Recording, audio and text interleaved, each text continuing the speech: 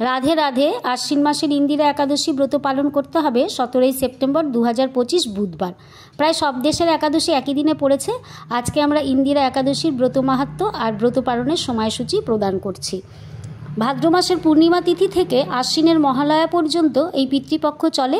এই পিতৃপক্ষে আমরা পূর্বপুরুষদের উদ্দেশ্যে জলদান করে থাকি, আর এই একাদশী ব্রত করবার পর এর ফল কিন্তু আমরা আমাদের পূর্বপুরুষদের দিতে পারি, তাদের যেন বৈকুণ্ঠধামে গমন করতে পারেন। এই কারণে আপনাদের কাছে আমার রিকোয়েস্ট, সনাতনী লাইভ চ্যানেলটি সাবস্ক্রাইব করবেন আর পাশে থাকা বেল আইকনটি প্রেস করে সমস্ত নোটিফিকেশানগুলো পেয়ে যাবেন।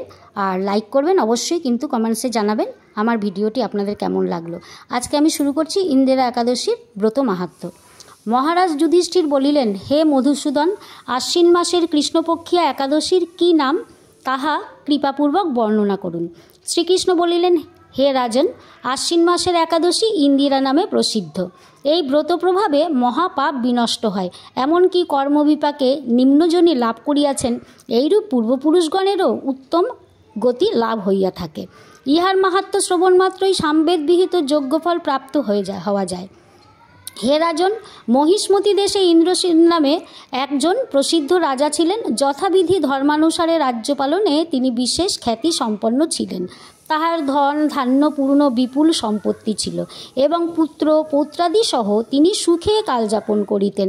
বিষ্ণু ভক্তিপরায়ণ সেই রাজা সর্বদা শ্রী শ্রী গোবিন্দ নামগানে নিমগ্ন থাকিতেন। একদিন রাজা দুগ্ধ ফেননিভ শয্যায় শায়িত আছেন। এমন সময় দেবর্ষি নারদ স্বর্গ হইতে অবতরণ করিয়া তাহার নিকট উপস্থিত হইলেন। তাহার দর্শনে রাজা গাত্রোত্থান করিয়া মুনিকে সহর্ষে যথাবিধি পাদ্য অর্ঘ্য দ্বারা পূজা করিলেন এবং উত্তম আসনে উপবেশন করাইলেন। তৎপরে কীর্তঞ্জলি পুটে বলিতে লাগিলেন, হে মুনিবার, আপনার দর্শন মাত্র আমার যাবতীয় যজ্ঞের ফল লাভ হইয়াছে। আপনার আগমনের কারণ জানাইয়া আমাকে কৃতার্থ করুন। দেবর্ষি বলিলেন, হে নৃপশ্রেষ্ঠ, অতি বিস্ময়কর এক কথা শ্রবণ করুন। এক সময় আমি যমলোকে উপস্থিত হইয়াছিলাম। সেখানে যমরাজ সভায় দর্শন করিলাম ধর্মশীল ধর্মপ্রবর্তক সত্যবন্তগণ ব্রতের অঙ্গহানি দোষ হেতু বৈশ্যানরের উপাসনা করিতেছেন। তাহাদের মধ্যে তোমার পিতা ছিলেন। হে রাজন, তিনি আমাকে যে বাক্যগুলো বলিলেন তাহা মনোযোগ সহকারে শ্রবণ করো। তিনি বলিলেন, হে ব্রাহ্মণ, মাহিষ্মতি দেশের মহারাজ ইন্দ্রসেনকে বলিবেন যে আমি বহু পুণ্যানুষ্ঠান করিলেও কোনো কারণবশত যমালয়ে আসিতে বাধ্য হইয়াছি। আপনি কৃপাপূর্বক তাহাকে সর্বপাপনাশক ইন্দিরা ব্রত পালন করিতে বলিবেন। সেই ব্রত প্রভাবে আমি নিষ্পাপ হইয়া স্বর্গলোকে যাইতে সমর্থ হইব। এই কথা বলিবার উদ্দেশ্যে আমার স্থলে আগমন। হে রাজন, তোমার পিতার স্বর্গগমনের জন্য তুমি যথাবিধি ইন্দিরা ব্রত পালন করো। রাজা বলিলেন, সেই ইন্দিরা ব্রতের বিধি কি এবং কোন তিথি কোন পক্ষে এই একাদশী ব্রত করা কর্তব্য তাহা কৃপাপূর্বক আমায় বলুন। শ্রী নারদ ঋষি বলিলেন, হে রাজন, আশ্বিন মাসের কৃষ্ণপক্ষে দশমী দিবসে শ্রদ্ধাপূর্বক প্রাতঃস্নান করিবে এবং মধ্যাহ্নে ভক্তি ভাবাপন্ন হইয়া আবগাহন স্নান করিতে হইবে। রাত্রিকালে ভূমিতে শয়ন করিতে হইবে। পরদিন একাদশীতে প্রাতকৃত্যাদি সম্পন্ন করিয়া নিরাহারে থাকিবে এবং ব্রতের নিয়মাবলী দৃঢ়ভাবে পালন করিবে।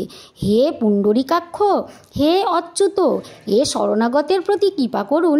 এইরূপভাবে শ্রদ্ধা সহকারে শালগ্রাম পূজা করিয়া পিতৃউদ্দেশ্যে উক্ত ব্রতের ফল অর্পণ করিবে। পরদিন দ্বাদশীর প্রাতকালে ভক্তি ভরে ভগবান শ্রী গোবিন্দ দেবের পূজা করিয়া ব্রাহ্মণগণকে ভোজন করাইবে এবং অবশেষে নিজে মহাপ্রসাদ গ্রহণ করিবে। হে রাজন, বিধিপূর্বক শ্রীহরি ও ভক্তগণের অর্চন করিলে তোমার পিতৃবর্গ যম সান্নিধ্য হইতে মুক্তিলাভ করিয়া সত্বর বৈকুণ্ঠে গমন করিবে। দেবর্ষি নারদ রাজাকে এই উপদেশ করিয়া অন্তর্নিহিত হইলেন। রাজা ইন্দ্রসেন দেবর্ষির উপদেশ অনুসারে যথাবিধি পুত্র পরিজন সহ ভক্তি সহকারে এই ইন্দিরা ব্রতের অনুষ্ঠান করিলেন। সেই সময় দেবলেখ হইতে পুষ্পবৃষ্টি হইতে লাগিল এবং তাহার পিতাও বিষ্ণুলোকে গমন করিলেন। রাজর্ষি ইন্দ্রসেনও পশ্চাৎ নিজ পুত্রের নিকট রাজ্য সমর্পণ করিয়া স্বয়ং বিষ্ণুলোকে গমন করিলেন। এই হচ্ছে ব্রতের মাহাত্ম্য। শোনা মাত্রই কিন্তু সকলেরই পুণ্য লাভ হয়। সকলেই শ্রবণ করবেন। ব্রতের পারণ পরের দিন অর্থাৎ বৃহস্পতিবারে বাংলাদেশে 6টা 6 থেকে 9টা 44 পর্যন্ত, পশ্চিমবঙ্গে 5:37 থেকে 9:28 পর্যন্ত। কেমন লাগলো অবশ্যই জানাবেন। রাধে রাধে, নিতাই গৌর হরিবোল।